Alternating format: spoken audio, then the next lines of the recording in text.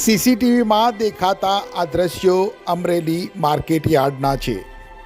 Marketing યાર્ડમાં વેપારીએ ભાડે રાખેલ એક ઘઉંના ગોડાઉનમાં કામ કરતા શ્રમિકો ઉપર ધડાધડ ઘઉંની ગુણીઓ પડતા તમામ શ્રમિકો દબાયા હતા।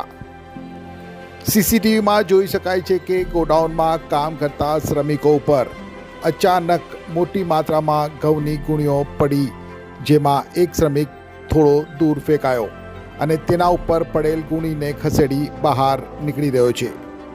આ ઘટનામાં એક શ્રમિકનું મોત નીપજ્યું છે, જ્યારે 4 શ્રમિકો ઈજાગ્રસ્ત બન્યા છે। ગઈકાલે સવારે બનેલી દુર્ભાગ્યપૂર્ણ અને દુઃખદ ઘટના સીસીટીવીમાં કેદ થઈ હતી।